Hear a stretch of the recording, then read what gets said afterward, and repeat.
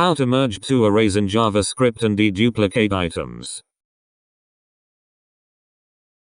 I have two JavaScript arrays. var array 1 equals Vijendra Singh. var array 2 equals Singh Shakar. I want the output to be var array 3 equals Vijendra Singh Shakar. The output array should have repeated words removed. How do I merge two arrays in JavaScript so that I get only the unique items from each array in the same order they were inserted into the original arrays?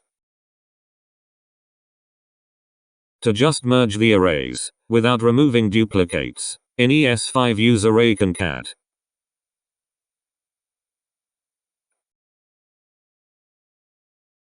In ES6 use destructuring.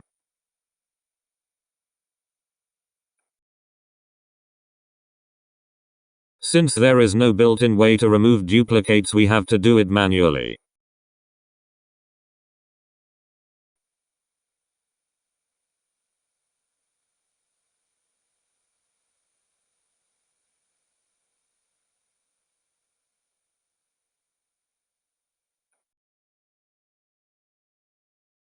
For those who are fortunate enough to work with browsers where ES5 is available, you can use object-defined property like this.